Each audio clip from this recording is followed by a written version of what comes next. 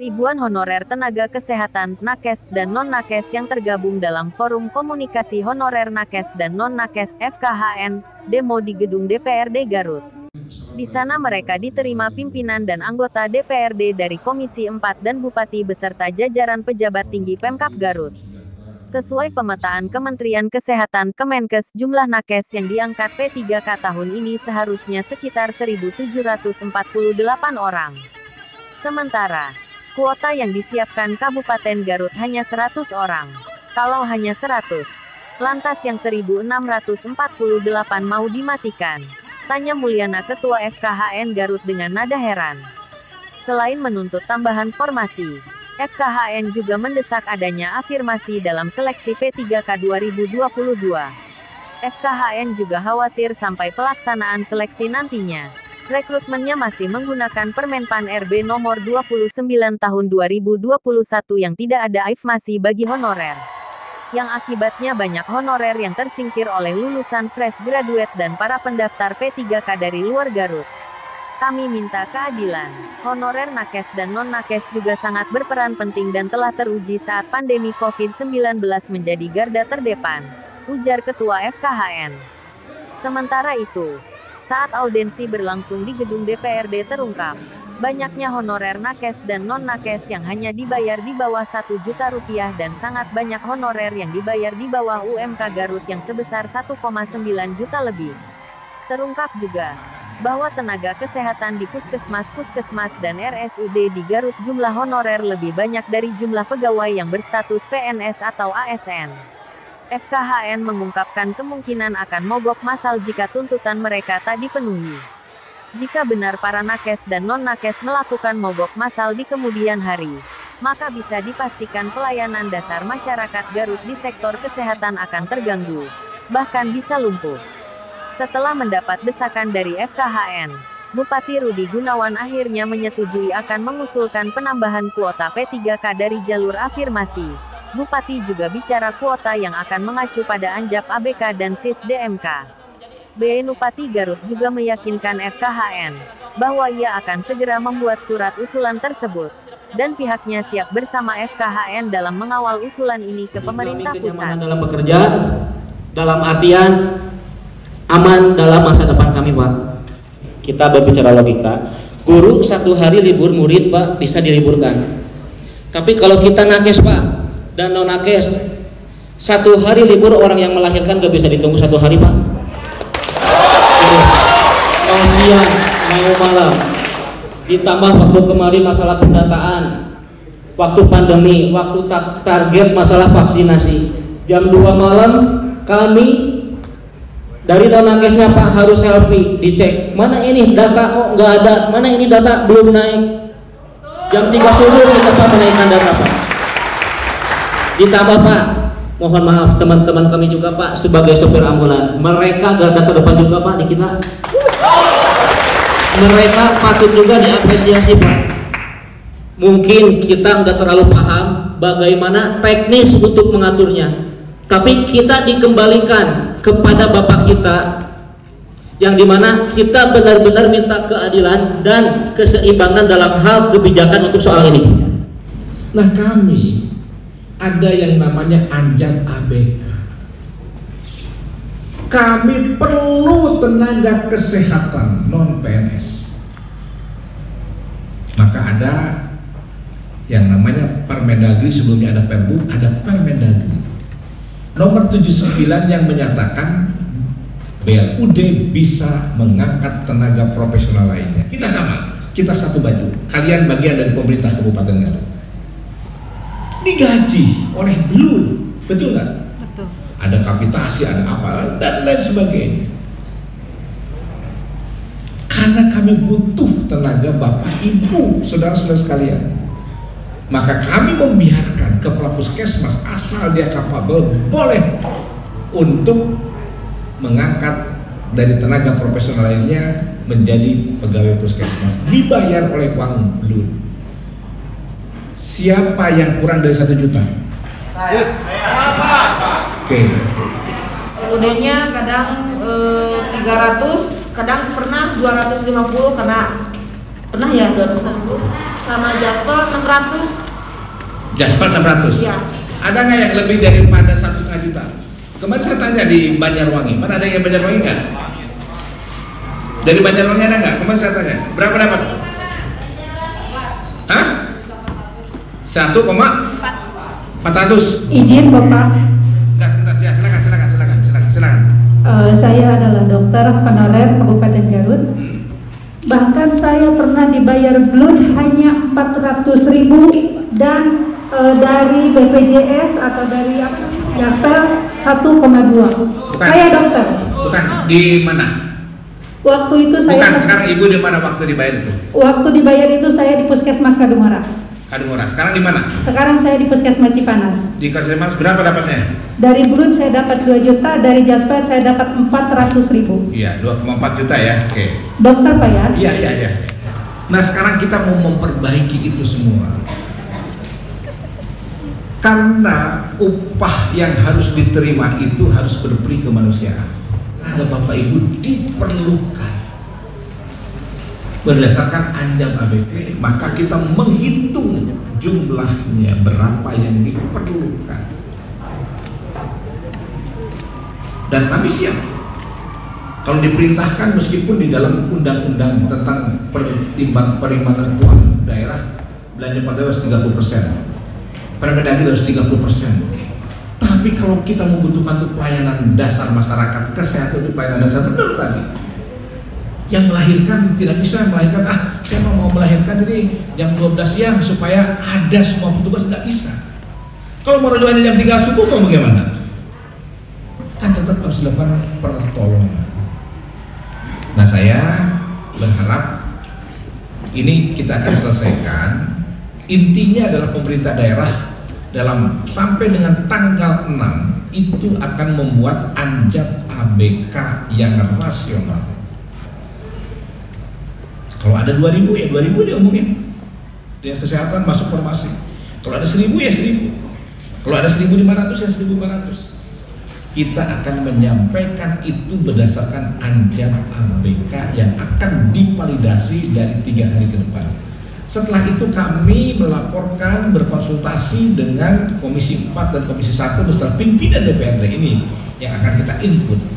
Saya sudah ngitung-ngitung di atas 1.000. Pertama, selain daripada nakes, non nakesnya, pertama itu adalah semua supir ambulan.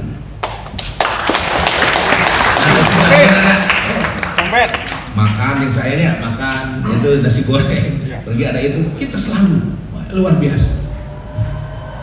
Yang lain-lainnya juga kita akan jadikan itu bagian daripada formasi. Nanti itu di anjam ABK itu kita tidak mengenal lagi ASN non ASN. Nanti itu adalah bagian dari semuanya. Nah, yang kurangnya itu kan ASN ada berapa, P3K yang sudah masuk ada berapa, kekurangannya ada berapa. Kan kalau di dalam data itu kurangnya 1,7 ya. Pada data apa? DMKS itu sekian. Nah, kita akan hitung. Yang sekarang ini adalah kekurangannya. PNS-nya sedikit, katanya PNS-nya cina kedul, kepala puskesmasnya kedul, tidak tunjuk, ya. Betul. Yang kami butuhkan ini yang 1848. Kalau memang menurut anjam ABK itu dibutuhkan, bersedia nggak Bapak untuk diajukan tahun ini? Berapapun tadi saya katakan yang kedua ya, berapapun di anjam ABK yang kita tetapkan, kita akan usulkan tahun ini. Oke ya. Yang namanya data situ yang masukin siapa? Yang data ke puskesmas itu kan orang yang di puskesmas masukin di situ. Ya, kita ingin Pak, anjam ABK itu ditetapkan oleh Bupati dengan keputusan Bupati. Setelah anjam ABK itu ada, saya ngomong dengan ketua, nih ini per puskesmas. Tentu ada 19 puskesmas yang sekarang kurang.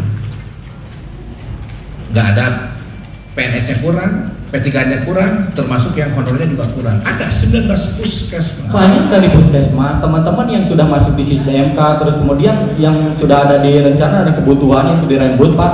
Ketika ada testing di formasi, teman-teman yang dari puskesmas itu tidak masuk, bahkan justru dari orang-orang lain yang masuk. Nah itu yang menjadi itu yang menjadi permasalahan Pak, justru menurut saya. Karena kenapa?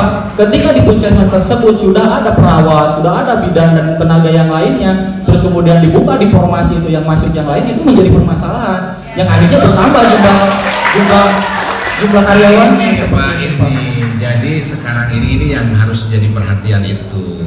Saya ngomong ke Kementerian Kesehatan, kami ada itu karena kami ada dana BLUD. Dana BLUD itu diberikan kepada mereka yang sekarang bekerja. Mereka itu bekerja hanya berhubungan dengan kepala puskesmas, dibayar dari gaji BLUD yang ada sekarang ini. Nah sekarang kan dipindahkan, P3K itu harus digaji oleh negara, tidak lagi oleh BLUD. Nah makanya Bapak-Bapak sekalian, sekarang ini yang harus diperjuangkan, jangan sampai nanti ada kebijakan. Setelah kita membuat formasi 1.200, 1.300, 1.400, 1.600, 1.800, yang nanti ada peraturan di pusat.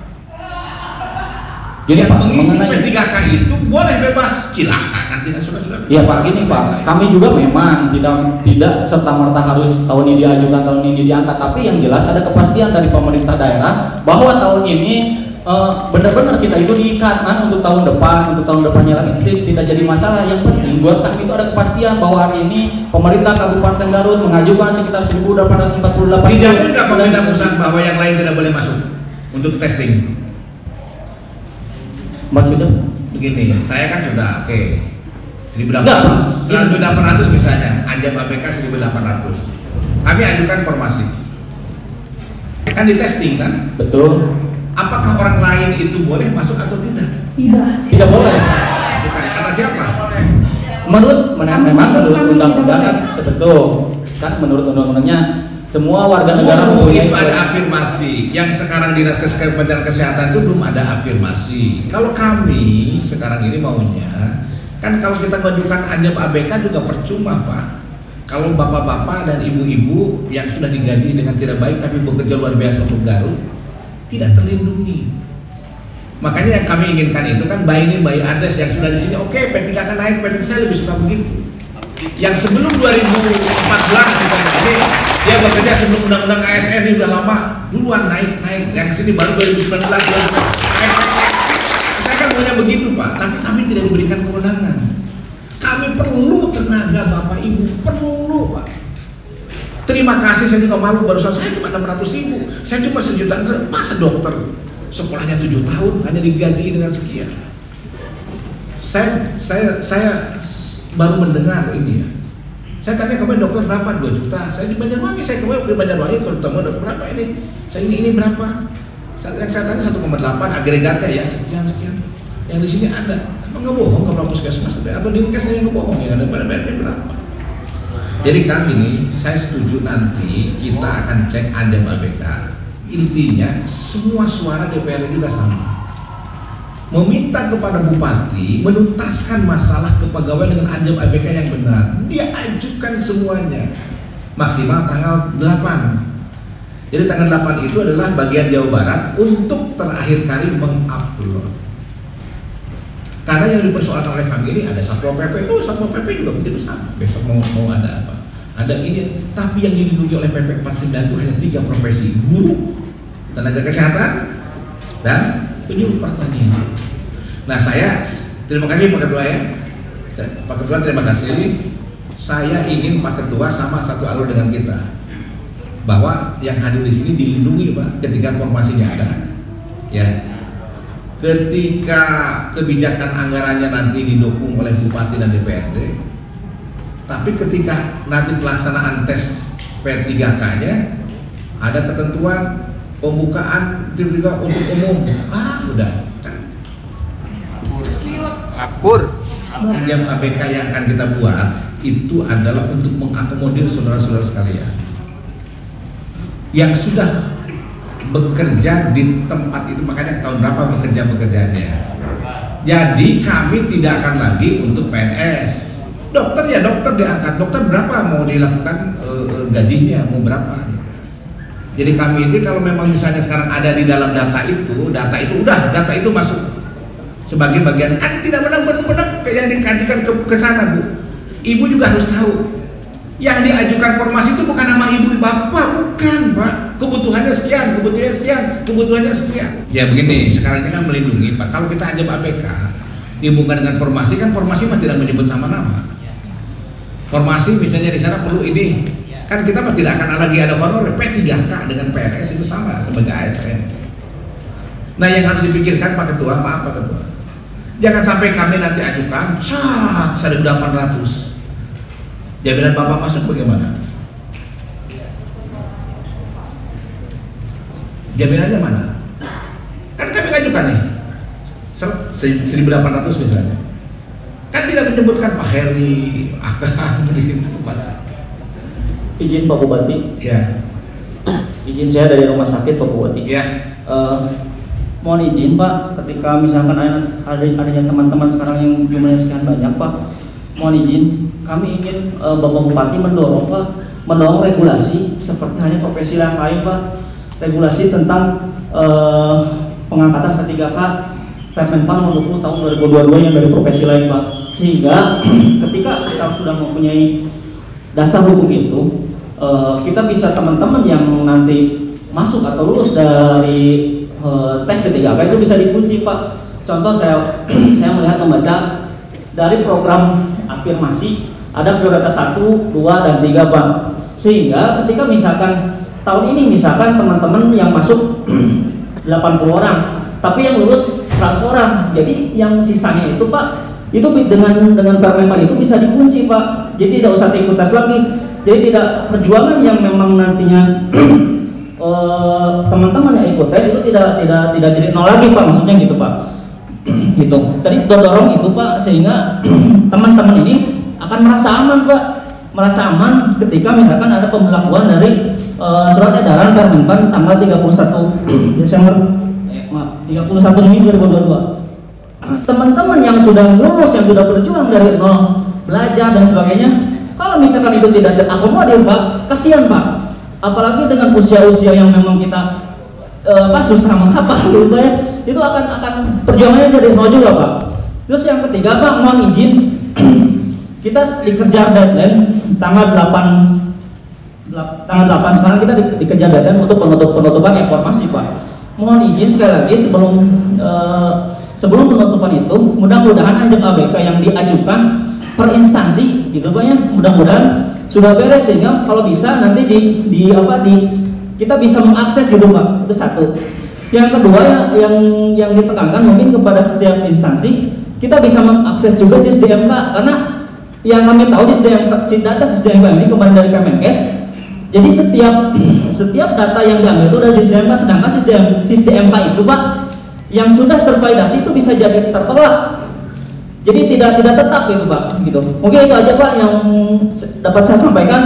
Mohon regulasi itu didorong Pak untuk kami juga nakes. Mudah-mudahan bisa secepatnya terrealisasi. Terima kasih. Nah nanti untuk nakes ini, buat kebijakan sudahlah, nggak usah ada passing grade, karena Bupati juga dengan DPR ini setuju ada sesuai dengan kebutuhan, diperlukan tenaganya. Nah itu mungkin harus didorong sekalian. P3K itu tidak ada hubungannya dengan Bupati itu di akhir. Berarti itu Pak harus didorong kebijakan.